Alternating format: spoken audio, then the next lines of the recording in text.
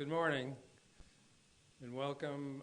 Barry Bleckman, co-founder of the Stimson Center, and I don't want to penalize those of you who come on time, and hopefully others will be coming in a little later.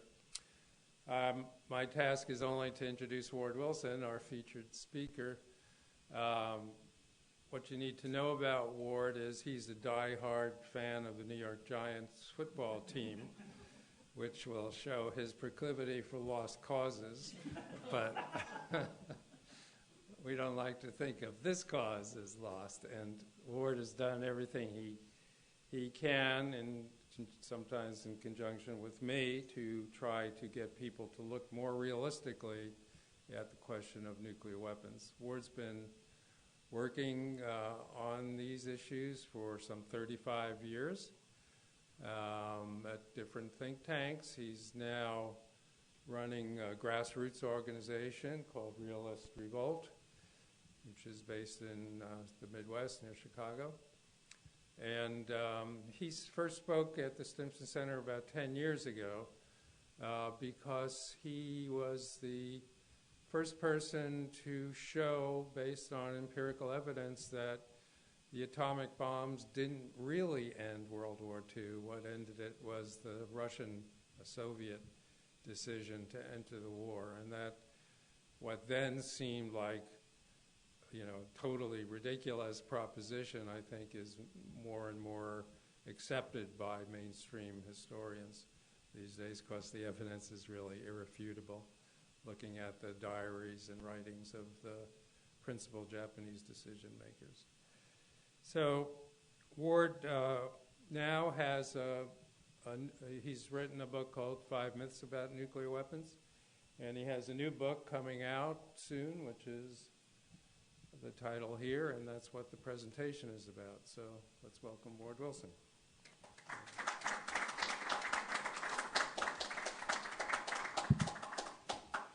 Thank you for coming. Thank you, Barry, for having me back to the Stimson Center. I appreciate it. Today I'm going to challenge U.S. policy on nuclear weapons, and I'm going to ask you to take the possibility of eliminating nuclear weapons seriously. I'm not going to push altruism or high-mindedness at you. I'm going to argue realism. And I believe that the early experts who laid down the foundations of our current policy got important judgments wrong. There has been no subsequent experience with using nuclear weapons to correct those early mistakes. So despite the fact that advocates of nuclear weapons repeatedly assert that they are realists, I think they misperceive themselves and the facts. I am a realist. My education started at an early age.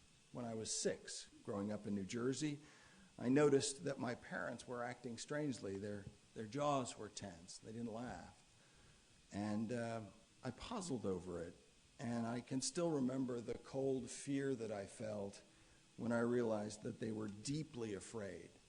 I worked up my courage and asked my mother what was going on. And for reasons I'm not sure I even understand today, she told me the truth. She said, bad men had put missiles on an island not far from the United States. Those missiles had bombs on them that could destroy everything, and they could come down out of the sky at any time. It was October 1962, and she was describing in words a 6-year-old could understand the Cuban Missile Crisis. For 13 days that year, the world balanced on the edge of nuclear war. Anyone who lived through that time will never forget it. I can still remember standing by myself in the front yard, staring and staring up into the clouds. It was an overcast week that week, looking for the first tiny dots that would be the sign of incoming missiles. I sometimes try to put myself in the shoes of a 32-year-old mother with a husband who commutes an hour to New York City every day. If a nuclear war came, what would you do? 2 kids, a dog, a car with a half tank of gas. Would you put the kids in the car and head toward New York and try to find your husband in the devastation? Would you presume he was dead and take off for Canada? With the possibility of nuclear war looming, should you tell your children about the danger? Do children have a right to know they might die? That week changed me. Over time, what I took away from the experience was a profound respect for reality. I believe there are bad actors in the world. I believe human nature is flawed. I believe that sometimes war is necessary. There's a little piece of paper taped on the wall by my desk that says, reality can be harsh, but only suckers live in a fantasy world. When I say realist, I mean the common sense meaning, like a realist painting. There's a school of thought in international relations called Realism that John Mearsheimer helped found, and I like and respect John, but I don't ever think in theoretical or academic terms about realism. For me, realism is simply being faithful to our everyday experience of the world. So what does a realist think about our current situation? I believe the truth is the same as the truth that my mother told me about in 1962. There's no crisis right now, but everything we know could still be destroyed in an afternoon. The Bolivians and South Africans and others might survive, but the United States would be a smoking, radiating ruin. We all know, in our heart of hearts, that nuclear deterrence will fail. Here's how we know. Human beings are fallible, not just frontline soldiers, but leaders as well. No one is perfect. Human beings are involved in nuclear deterrence. We make the threats, we evaluate them, we decide how to respond.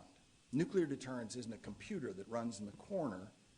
We're involved at every step. So if human beings are prone to folly, and if human beings are involved in nuclear deterrence, then nuclear deterrence is inherently fallible. It will fail. One day our luck will run out and we'll end up in a devastating war.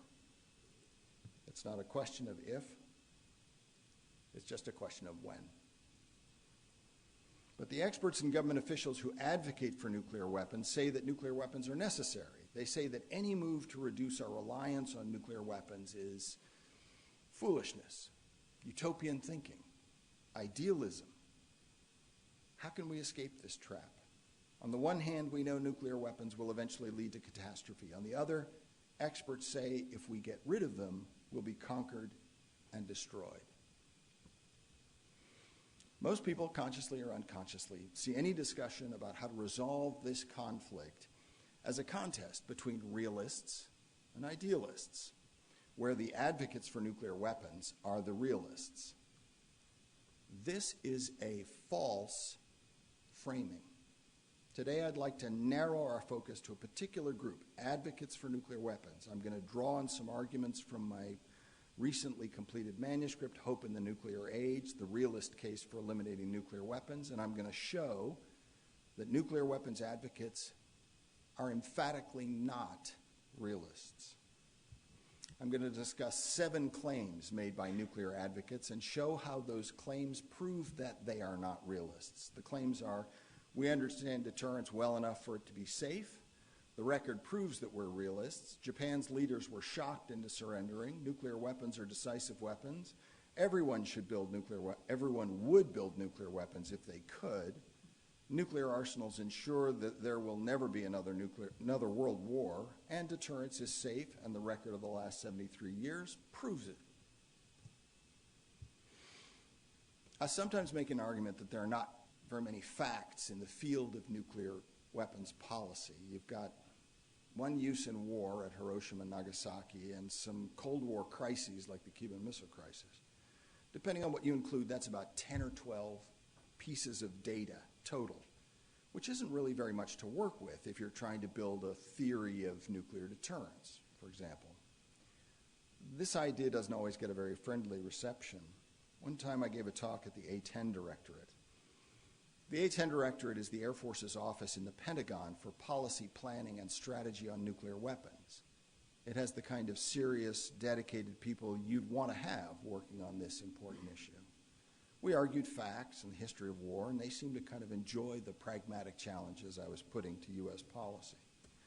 But when I mentioned this idea about there not being very many facts, and that I thought that made the foundations of nuclear deterrence theory shaky, one of the civilian intellectuals, using that tone that people use when they're about to deliver a knockout punch, said, the United States has tested nuclear weapons more than 1,000 times. I think we have enough information about the capabilities of nuclear weapons to know all we need to know about nuclear deterrence. Deterrence, I'm sure you know, is a type of threat. And threats are psychological. In order for them to work, something has to happen inside the mind of your adversary. And that's the key. Threats may be spoken out here in the real world, but they only work when something happens inside your adversary's mind. The problem with inside his head, though, or her head, is that it's a place we don't know very much about. Truth, remember, is only objective if you can measure it, test it, and other people can reproduce the results. But you can't get a ruler inside someone's head to measure what's happening in there. Nuclear-armed states have tested nuclear weapons more than 2,000 times in deserts and remote parts of the world. This gives the illusion of scientific certainty. The physics of nuclear weapons is very well understood, but the physics is largely beside the point. The important question is not, what does an explosion do on the ground? The important question is, what does an explosion do in the minds of leaders? When I blow up your city, does that make you back down? Does that make you surrender? When I threaten to blow up your cities, does that make you back down? We have good evidence about what nuclear weapons do to buildings and cars and factories and human bone and tissue. We don't have good evidence about what they do in people's minds. There is today no way to scientifically measure the mental processes that together make up nuclear deterrence. And even if someday a method were developed, some sort of helmet thing with wires and sensors, no leader's mental processes have ever been measured or are ever likely to be measured during a crisis. We don't have objective information about nuclear deterrence, how it works, why it works, when it works, if it works. When you stop and think about it, we know as much about nuclear deterrence as we know about dreams. Which means that our deterrence policies are essentially built from intuitions, from estimates, from speculation. Despite the fact that nuclear deterrence theory is often presented as certified fact, it consists of little more than hunches. It is not realism to argue that we understand a psychological process because we have measured the physics of certain test explosions. Advocates of nuclear weapons first self-identified as realists during the early years of the Cold War, and they've held to that self-perception ever since. But the actual record from those early years doesn't support the view that they were being particularly realistic. If you could go back in time and peek inside the mind of a Cold War thinker about how he or she valued different tools of foreign policy, sanctions, alliances, and so on, you might be able to, what they thought could be represented maybe in a graph that looked a little like this. Compared to other options, nuclear weapons are the most valuable by far. Cold War thinkers believed the value of nuclear weapons was so great because a number of claims about them, about their expected impact, because of a number of claims about their expected impact on world affairs. U.S. Secretary of State James Burns said they assured success in negotiations. Observers confidently predicted no nuclear-armed nation could ever lose a war. Some strategists asserted that a state that possessed nuclear weapons would never have to fear attack by another country. They would not only assure strategic success, tactically they would be decisive on any battlefield. They were commonly presumed to be the ultimate guarantee of survival, and nuclear weapons were so important, it was claimed, that history would be divided by their birth into the atomic and pre-atomic eras as the Christian calendar is divided between BC and AD. But it turned out there were problems. Negotiations with the Soviets over the shape of post-World War II Europe showed that nuclear weapons did not provide unlimited diplomatic leverage. Defeats in Vietnam for the United States and in Afghanistan for the Soviet Union showed that nuclear weapons were no guarantee of victory. The Middle East War in 1973 and the Falkland Islands War in 1982 showed that nuclear weapons didn't prevent other countries from attacking you. The utility of battlefield nuclear weapons was undercut in 1991 when the United States withdrew almost all of its tactical nuclear weapons from Europe and the world. Nuclear weapons couldn't guarantee the survival of the British Empire or prevent the collapse of the Soviet Union. And almost no one divides history into the pre-atomic and atomic eras. There you go. Over time, one after another, these assessments from the Cold War proved false. The record of error and misjudgment by so-called Cold War realists is clear and unequivocal. These are not small mistakes. Whether your country is forever safe from attack is not a minor strategic matter. It's hard to defend the idea that the people who came up with these notions were being realistic. Seen all together, it seems much more likely that it is a story of people who got carried away, who indulged in wishful thinking. It may be that today's advocates for nuclear weapons are unaffected by these past mistakes. It may be that their thinking is not contaminated by the views of their intellectual forebears, but it is troubling. One Cold War assumption that is still promoted by advocates of nuclear weapons has to do with the surrender of Japan at the end of World War II. I don't want to spend a lot of time on this. I've written about this at length in International Security and in Foreign Affairs, Foreign Policy, and if the historical arguments interest you, please have a look. The two articles explain why it was the entry of the Soviet Union that forced Japan's surrender, not the atomic bombs. But let's just talk for a moment about this belief that Japan's leaders surrendered because they were shocked by the bombings of Hiroshima and Nagasaki. It is really a charmingly naive view. Genuine realists understand that in a war in which your national survival is at stake, leaders don't take civilian deaths into their strategic calculations. Churchill wasn't shocked into surrendering when London was bombed or Coventry was flattened. Hitler didn't throw in the towel after the firestorm at Hamburg. Stalin was unmoved by the starvation of 1 million people at Leningrad. In war, what matters is the strength of your armed forces, not civilian losses. This is most clearly illustrated by what Chiang Kai-shek did in June of 1938. Japanese forces that summer were advancing rapidly in central China. Many observers thought that Japan would soon conquer all of China. To slow them down, on June 9th, Chiang ordered that the dams on the Yellow River be blown. And the subsequent flooding did, in fact, slow the Japanese advance and allow time for Chinese forces to regroup. You could argue that blowing up the dams prevented Japan from conquering China. It also killed more than 500,000 Chinese civilians. Chiang, by his own order, killed 500,000 of his own people.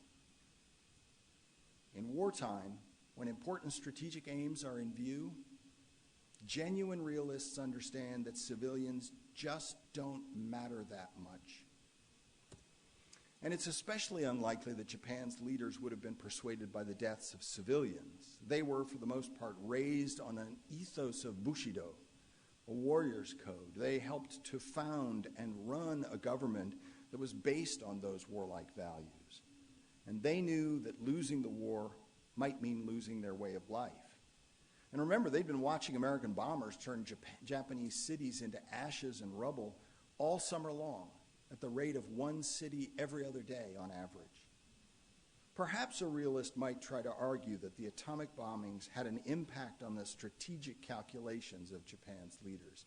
I think that's wrong in the evidence, but at least that is a realist's argument. It is not in any sense a realist's argument to say that Japanese leaders were shocked by the atomic bombings. Another belief that advocates of nuclear weapons promote is that it's supposedly realistic to acknowledge that nuclear weapons are decisive weapons of war. But there are a number of reasons to be skeptical of this claim. Think about weapons in terms of targets. There are very few military targets in war that are bigger than a building. But destroying a building with a nuclear weapon makes no sense. To destroy a factory in a city, for instance, you could use a conventional bomb, which would do the job.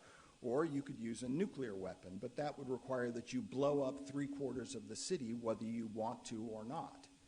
Trying to use nuclear weapons near heavily populated areas is like trying to repair a spider web with your fingers. They're just too big and clumsy to do it.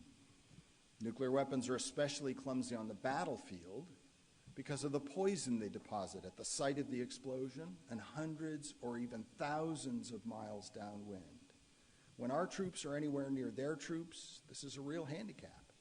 Use a nuclear weapon against their troops, and the radiation can blow back on our troops.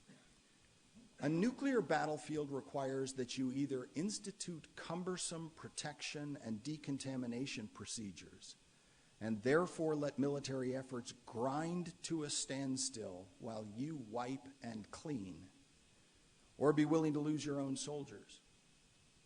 Using nuclear weapons on the battlefield means you're likely to kill some of your own soldiers.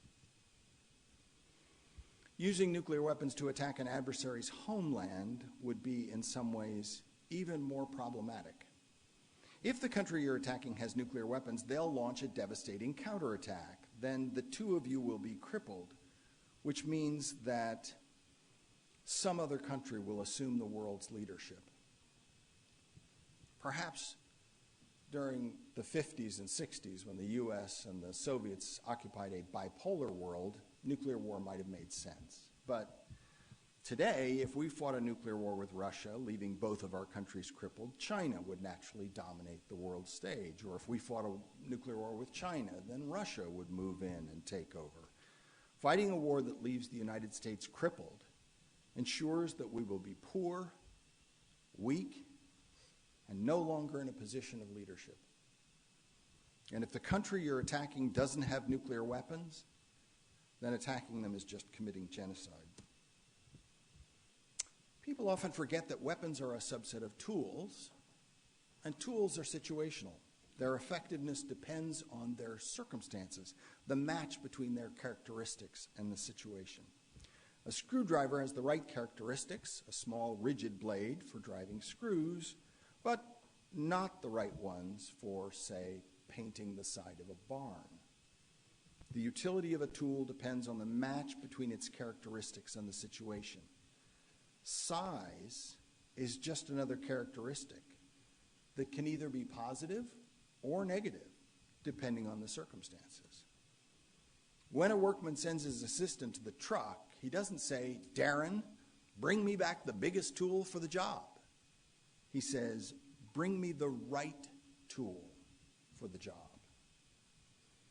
Why haven't nuclear weapons been used for 70-odd years? Sentimentalists say that it is evidence that they are such awesome weapons that people hesitate to violate the fearsome taboo that has grown up around them.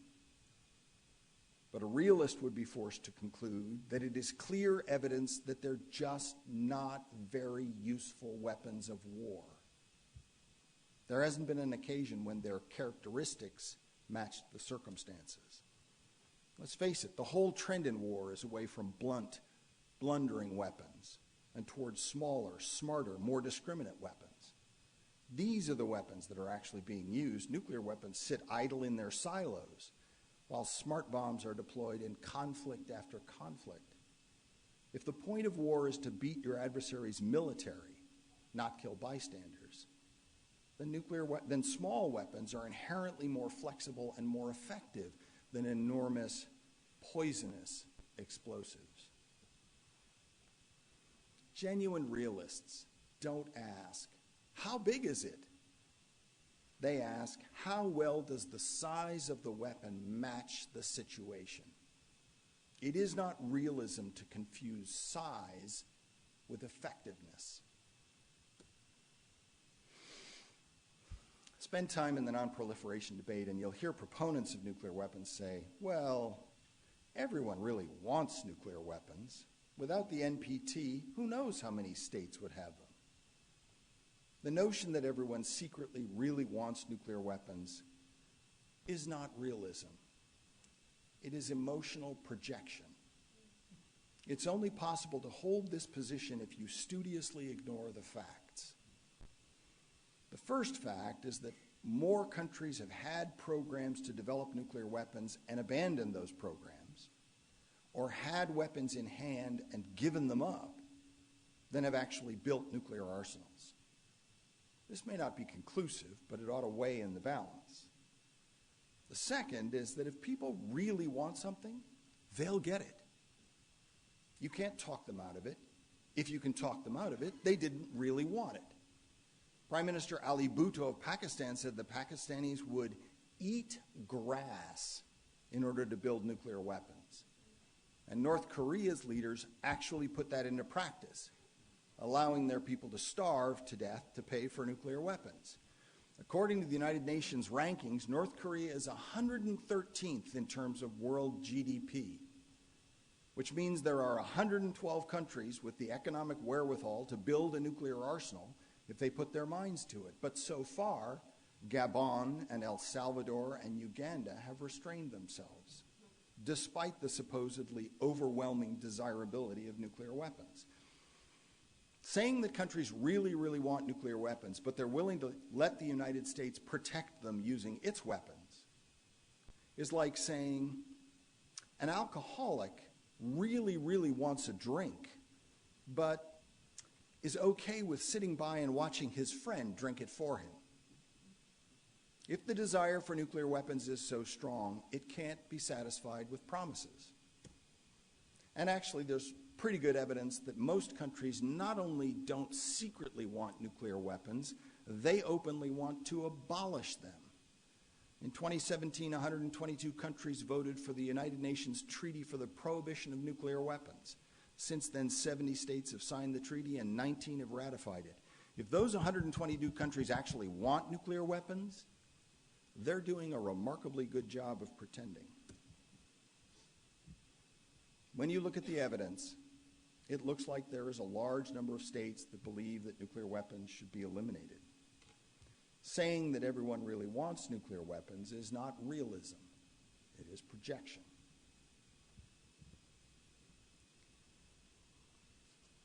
Nuclear weapons advocates claim that nuclear weapons can effectively prevent major wars like World War II.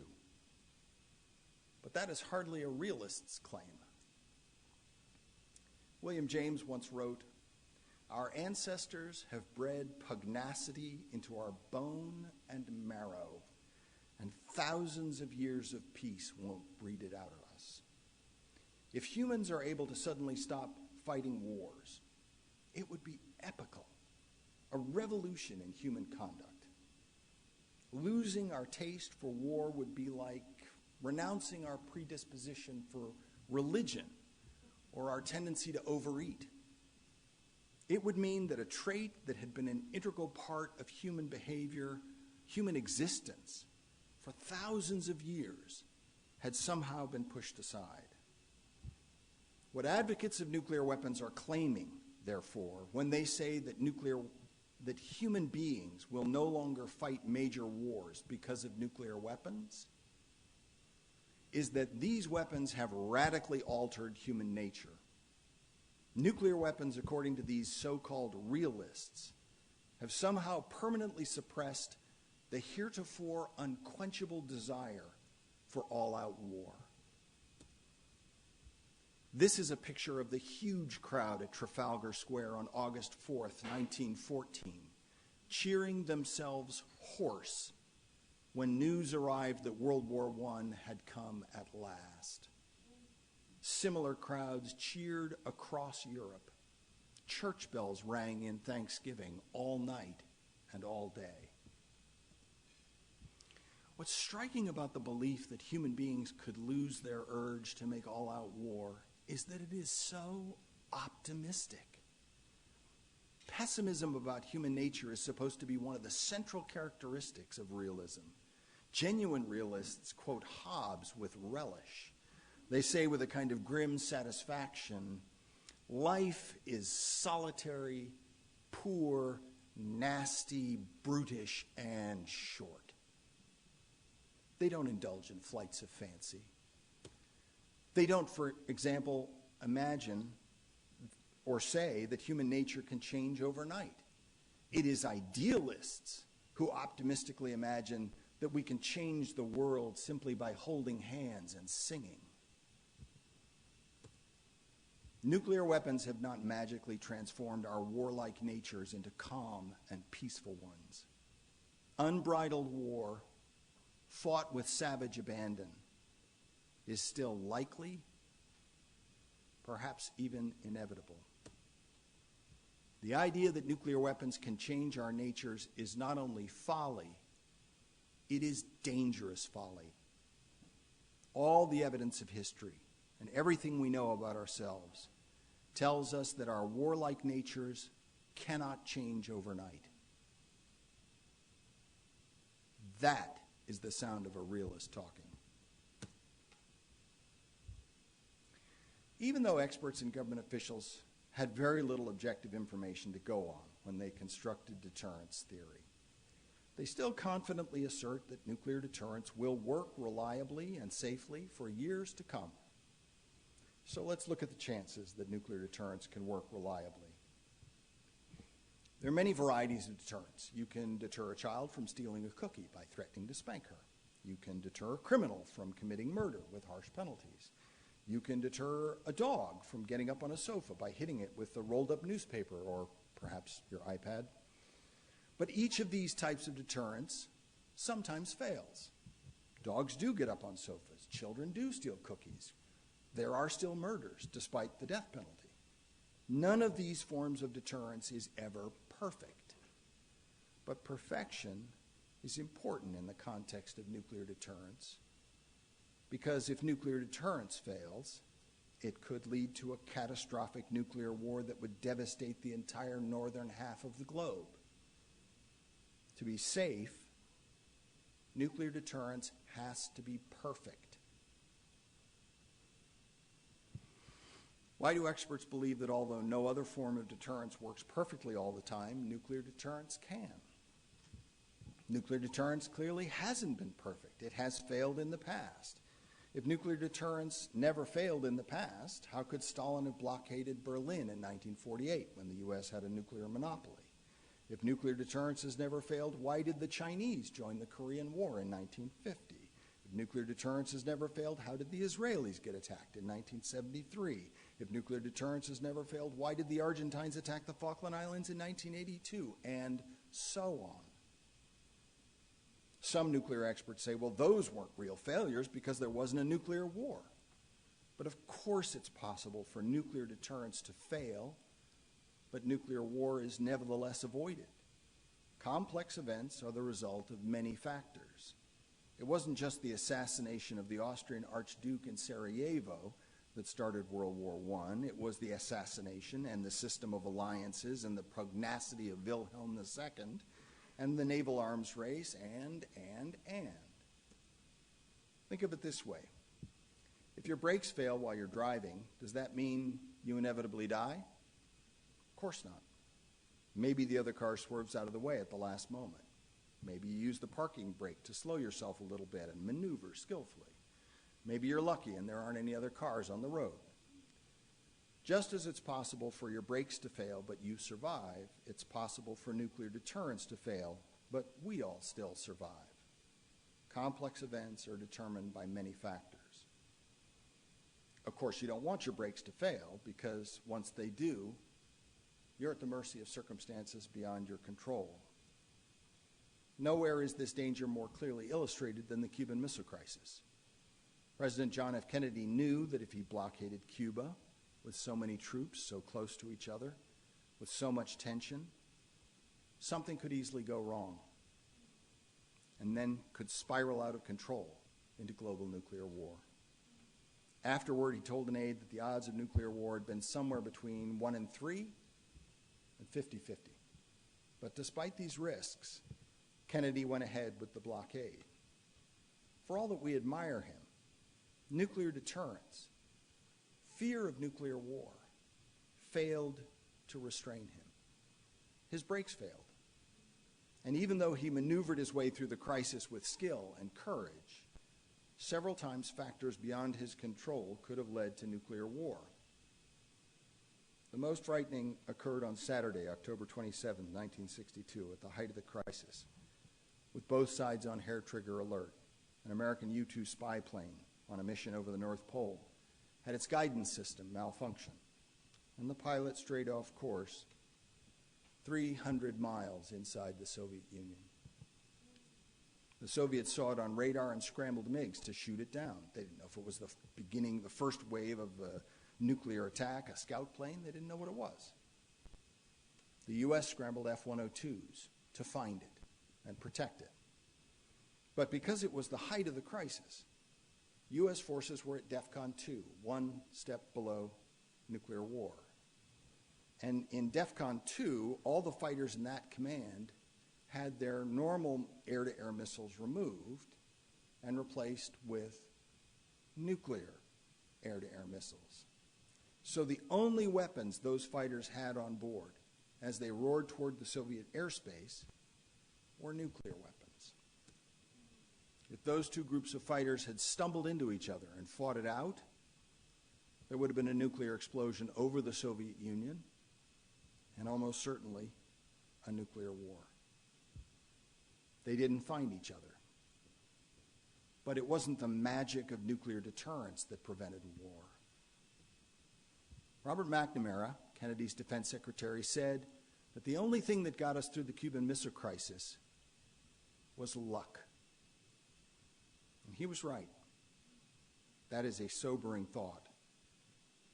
Nuclear deterrence failed during the Cuban Missile Crisis, but on that day, like the other days when nuclear deterrence failed, we were lucky. The fate of civilization, your fate, my fate, was decided by chance. So let's be clear. I am not saying that nuclear deterrence doesn't ever work. I think it can work. After all, the danger of nuclear war is terrifying.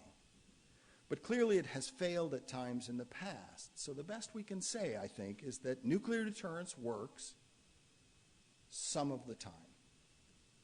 It prevents wars some of the time. It gives you diplomatic leverage some of the time. It secures treaties some of the time. It's the ultimate guarantee of safety some of the time. But here's the difficulty. If nuclear deterrence only works some of the time, nuclear weapons are too dangerous to keep. Because in order to be safe, nuclear deterrence has to work all the time. It has to be perfect. It is not realism to rely on a process, nuclear deterrence, that you know is dangerous and that cannot work safely over the long run. These 7 reasons why nuclear advocates are not realistic are merely a sample. There are other less important assertions and ideas embedded in the arguments for keeping nuclear weapons that are equally unrealistic. For example, a couple quick examples. Nuclear advocates say that nuclear weapons will always exist because they can't be disinvented. This is a peculiar argument because disinvention isn't a real process. It doesn't exist. You can disassemble something, but how do you disinvent it? Technology goes away when people abandon it, when it ceases to be useful. Saying that nuclear weapons will always exist because they can't be disinvented is like saying that I will always exist because I can't be reverse born. People don't go away by being reverse born. They go away by dying. arguing based on imaginary processes is not realism. Nuclear believers argue that 70 years of peace in Europe and between the U.S. and Russia, the so-called long peace, is proof that deterrence is robust and reliable. But if civilization is 6,000 years old, they are basing that judgment on 1.1% of the evidence. No realist would call that conclusive. Nuclear believers say no rational leader would ever start a nuclear war, and they're right. This would be comforting if we could find even a single human being who was completely rational. But no one is. Ask any neuroscientist, any psychologist, or any bartender. Human beings are creatures driven by emotions, desires, and psychological needs we neither fully understand nor completely control. Presuming absolute human rationality is not realism. And so on and on. Again and again, the case for nuclear weapons involves assumptions and arguments that are not realistic. When it comes to nuclear weapons, the people who so often and so loudly proclaim themselves to be realists aren't. They just aren't. The people who advocate for nuclear weapons are in fact believers, supremely sure they are right, impatiently dismissive of alternate theories or ideas, constantly twisting reality in order to make it fit with their preconceived ideas. They conflate physics with psychology in order to certify their most important argument. They have a history of remarkable error. They believe war leaders are sentimental about civilian deaths. They confuse size with efficacy. They project their own emotional attachment to these weapons on others. They say nuclear weapons have changed human nature overnight, even though human nature has never changed overnight before. And they believe nuclear deterrence can work perfectly despite clear evidence to the contrary. The people who actually take a hard-headed, realistic approach to this problem are the opponents of nuclear weapons. The framework of the debate is exactly reversed. 70 years ago, a small group of experts and government officials made some assumptions, incorrect assumptions, about nuclear weapons. They did it because they were afraid, because they were on unfamiliar ground, because they got carried away thinking about new technology and forgot about human nature. This is not a quaint bit of history, however. It is urgently necessary to put the false notions inherited from the Cold War aside and break out of the nuclear mindset. It is urgent because reality is harsh and remorseless. Reality does not bend before human pride. It makes no allowances for wishful thinking. It does not forgive reckless belief. Foolhardy leaders and the countries they lead are punished without mercy by history. Ask the Carthaginians. If even mature democracies can put unstable, unsuitable leaders in charge, then it is only realism to admit that nuclear deterrence is unsustainable. The notion that nuclear weapons were the ultimate guarantee of safety was always a fantasy. This dark fever dream of power and security was never anything but a delusion. Ultimately, there are no guarantees in life of security or anything else. But that does not mean that there is no hope. The reason we look harsh realities in the face is so that when we're done, whatever hope remains are realistic hopes, not fantasies.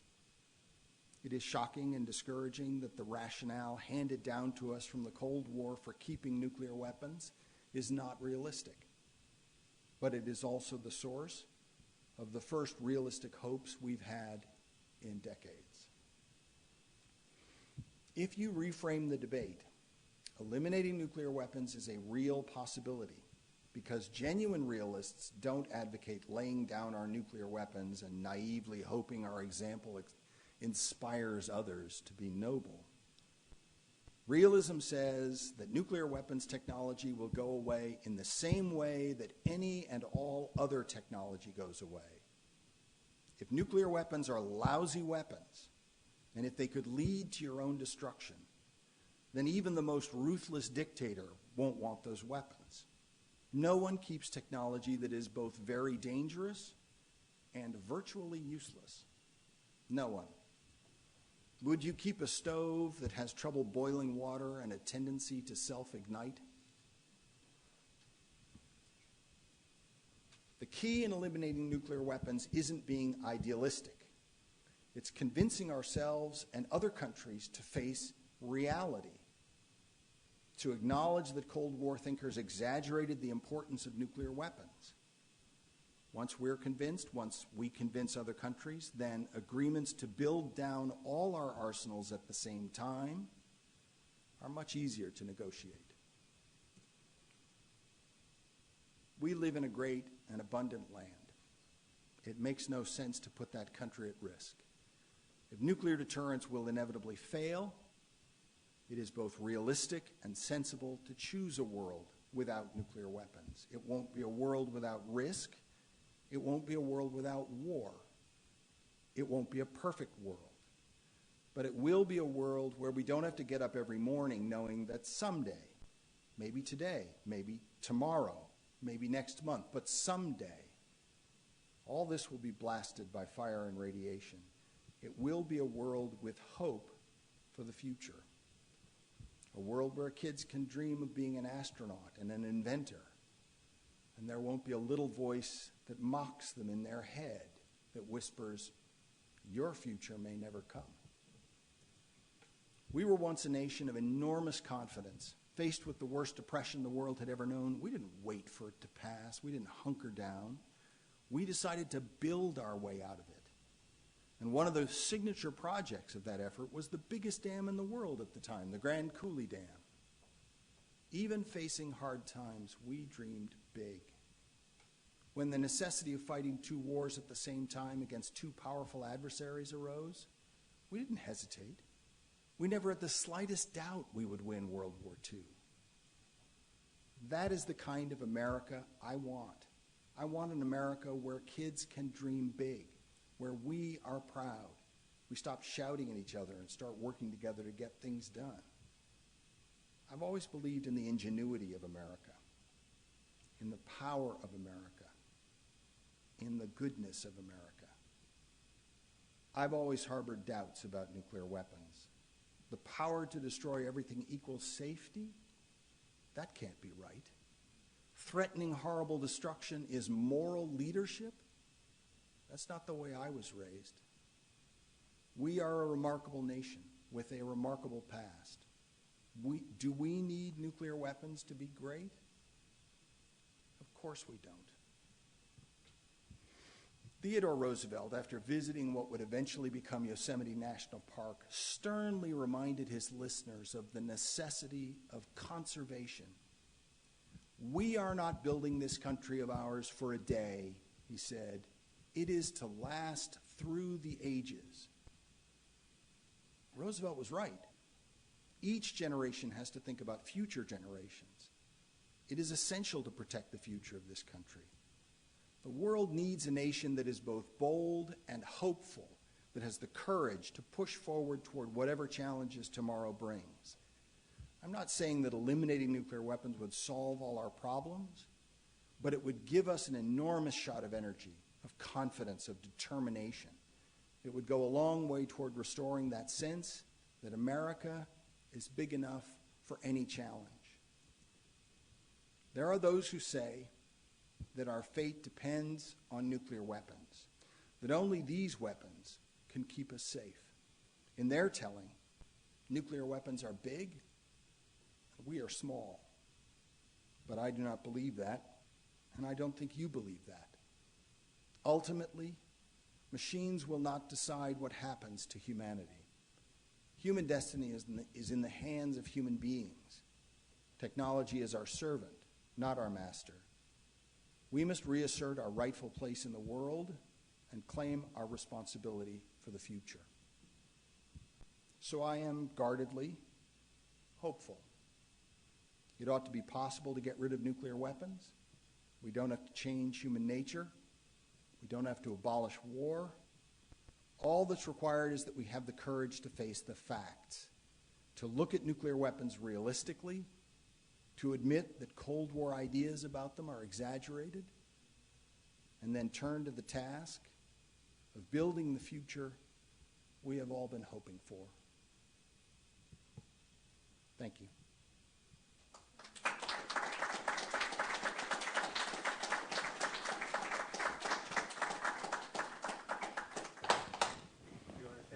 Sure. Questions? Yes. This is quite an honor. Beatrice Finn spoke This is quite an honor. Beatrice Finn spoke at Johns Hopkins University in March. Sorry, we were there. Now we're hearing this. It's almost a movement that people are talking about eliminating nuclear weapons. I'm very happy about that. Just tell everyone who Beatrice Finn is in case they don't know.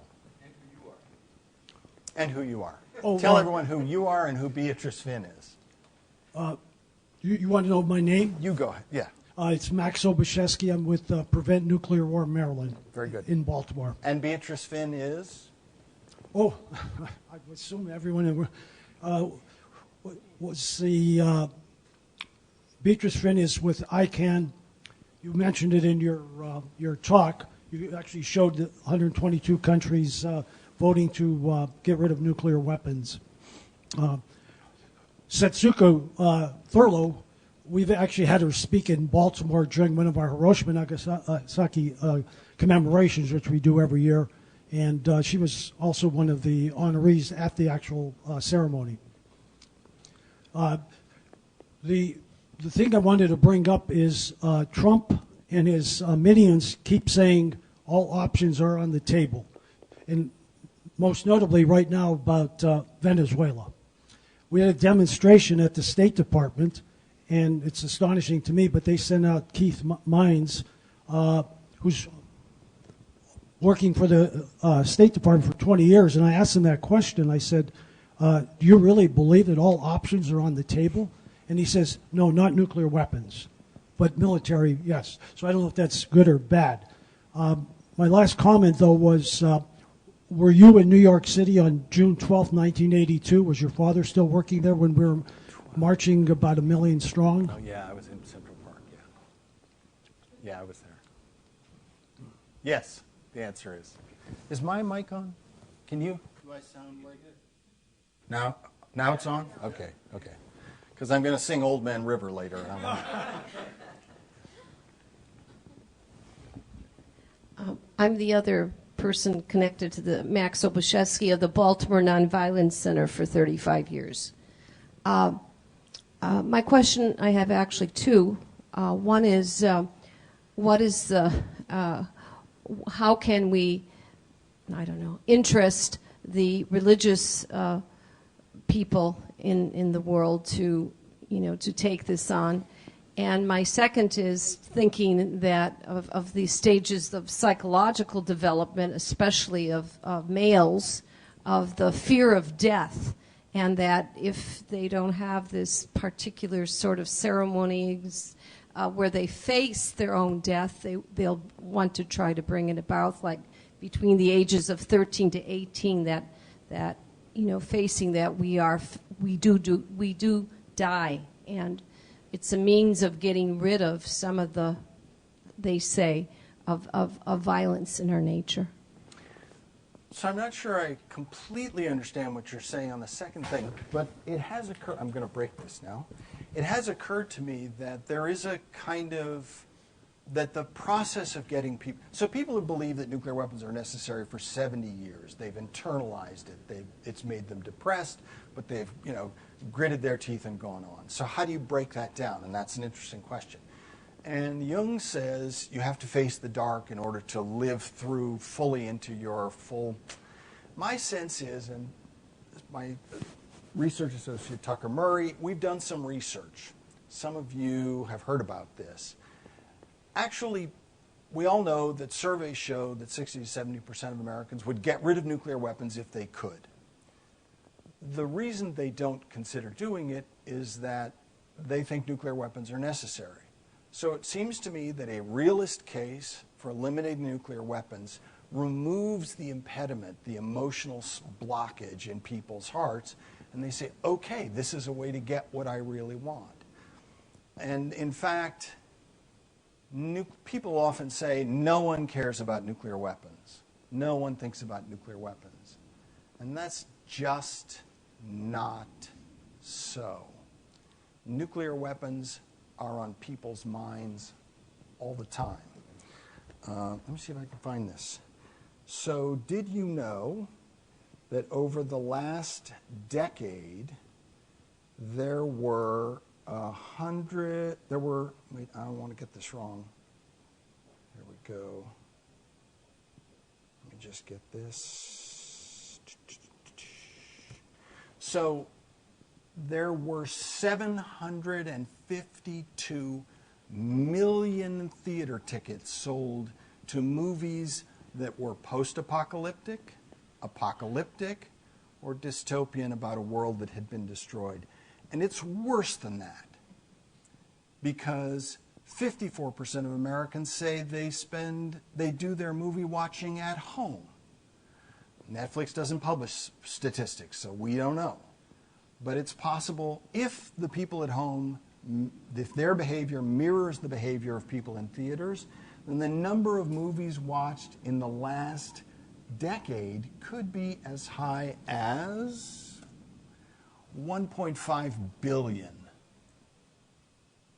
That's not people not thinking about nuclear weapons.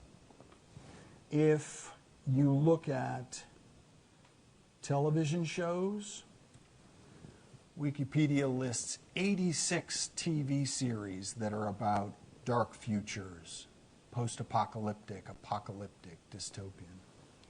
If you look, the most stunning stuff is computer games. And I don't think I have that on the slide. But we recently calculated that for Fallout 4, that they're based on gameplay statistics, that mostly young people have already played Fallout 4, a game in which you wander through an America that has been utterly destroyed by nuclear war. 2.3 billion hours in the last 7 years. And this is one of 437 video games that are set in a post-apocalyptic, apocalyptic, or dystopian future. Nuclear weapons are on people's minds all the time. They just don't know how to process it because they've been told nuclear weapons are necessary. Sorry, long answer. Get carried away here. Yeah, over here.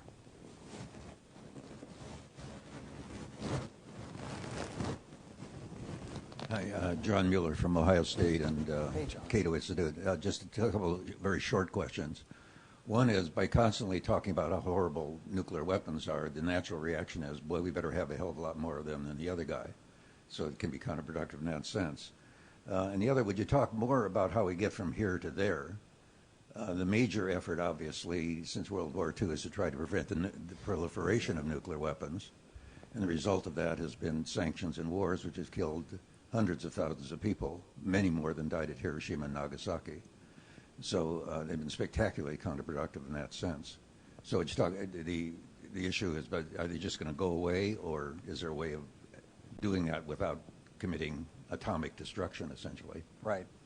John has written a bunch of important scholarship about whether or not nuclear weapons played an important role in the post-war world as actual weapons.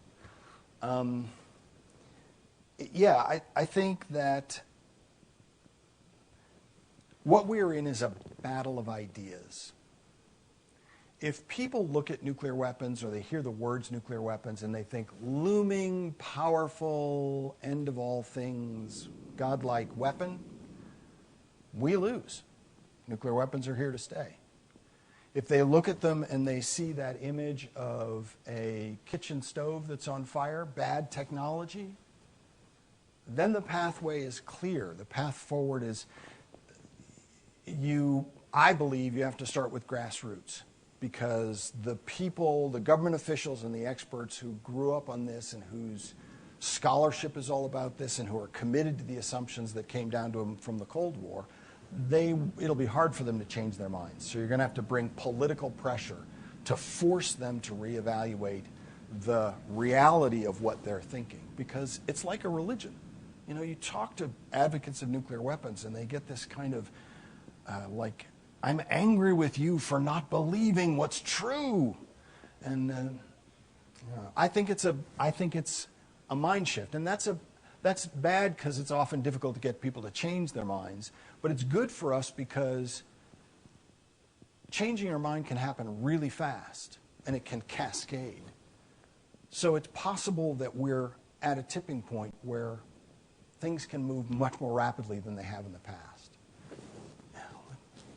Where's the microphone?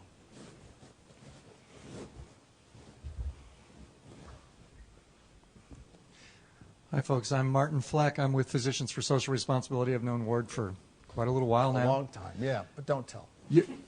Your level of polish has increased. I'm liking the trend. Jesus. Yeah, on top here? Yeah, that's cool.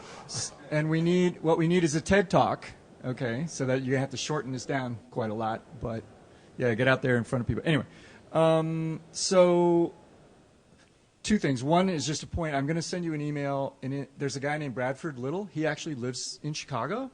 And cool. He got into the Harvard PhD program doing a paper on the flaw in deterrence based on math. All right? Oh, well, that's interesting. I'm not a mathematician, but the point being that as the numbers of nuclear weapons increase, and I'm glad to say they're actually going down, but they're in the thousands and thousands, 14,500 nuclear weapons. As the numbers increase and as time increases, the chance of an unauthorized or authorized nuclear launch moves to certainty mathematically. Great. You have a certain chance that something could go haywire in a given day, and then you have that day repeated over and over and over and over again, and he likens it to, throwing the dice. You throw the dice, eventually you're going to get a 7, It's just how many times you're going to throw it. And with nuclear weapons, with so many nuclear weapons and so much time, it moves towards certainty that kind of freaks me out. Anyway, the question that I have is about realism and idealism. So I am accused of being an idealist. However, in the realm of making elimination of nuclear weapons happen, that's where I get accused. So last year we had an intern, and I asked him for his project. He actually surveyed his friends who were 20-somethings about how do you feel about nuclear weapons, how do you feel about eliminating nuclear weapons. And they, of course, like mirroring the polling data, they agreed that, yes, it would be great to get rid of nuclear weapons. Never going to happen. Many of them said that. Yeah, great idea, Sharon, great. Never going to happen. So the idealist and realist part there is you're an idealist and not realistic if you think you can get rid of them. And having walked the halls of Congress with my friend Stephen and others, talking to Congress people about getting rid of nuclear weapons, I can tell you that we have a large edifice to scale in the United States Congress. And then once we've done that, of course, as you well know, we have other nations with nukes, including some who are kind of intractable, like Israel, Pakistan, India, people who think, have different thoughts. So I just want you to comment on the idealism versus realism of getting this done. Yeah. So, Robert Kennedy said that you have to start, that it's okay to be idealistic, but you have to start from realist premises. You have to accept the world as it is. So really, any positive action has elements of both, realism on the one hand and a desire to make things better on the other. So I'm being a little unfair to, idealists, because I want to emphasize to people that on the realism plane, the advocates of nuclear weapons are wrong. So there's a little overemphasis on that. Yeah.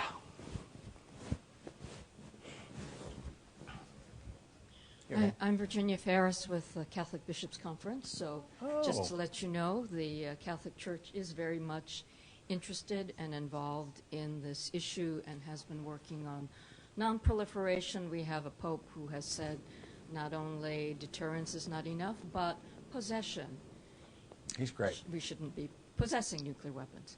So my question is, since I deal with Asia and the Korea issue, you talk about people not being, humans not being necessarily rational, and you've got Kim Jong-un, who not only feels that the nukes provide him with legitimacy and have allowed him to elevate himself onto the world stage, and you have the specter of, I believe, North Korea having proliferated technology to perhaps non-state actors. So how do you deal with that aspect of leaders who may not want to be rational and also who may derive some economic benefit from providing this technology to bad people? Right. So there's a lot wrapped up in that. One interesting point is that, in fact, nuclear weapons are great weapons for terrorists. If you want to be a terrorist, nuclear weapons are your best choice because you're trying to inflict, A, you're not powerful enough politically to get your point across by normal means, so you've got to kill people to get attention. Nuclear weapons cause the other side to overreact. They're perfect. That ought to... Suicide bombers anyway, so if they Right. That ought to give us pause about nuclear weapons. Now I'm lost in my own... Kim Jong-un, I'm not convinced that Kim Jong-un is not rational. He's ruthless. He's unscrupulous. He's, frightening. But the only thing that really worries me about him is that he has never experienced failure. So that he may also be overconfident, which is can be really bad. I think that if you convince the United States that nuclear weapons are unrealistic weapons to keep, and the president makes a statement that says, these are not such great weapons, and we're going to get rid of them as soon as we can convince everyone else, it makes a sea change in the world debate because the people who invented the weapons are saying they're lousy technology. The people who are one of the two foremost arsenals are saying they're lousy technology. And, we're still somewhat respected around the world, particularly in terms of military technology. And if our generals are up at the podium saying, look, I wouldn't use nuclear weapons if you gave me $100 million because of, that affects what happens around the world. There would have to be some coercion. We'd probably have to lean on Israel. The Chinese would have to lean on North Korea. It won't be a cakewalk, but it won't happen unless we change our image of nuclear weapons from being the all-powerful to being lousy technology. So I'd like to thank Ward. I'm afraid we have to come to a close because we got to reconfigure this room for another event. But thank you very much. I thought this was a great presentation. And I hope that all of us here can figure out ways which expose you and these ideas to a much, much wider audience. So thank you. Thank you, Jerry. Your section on deterrence alone was worth it. That was a great presentation.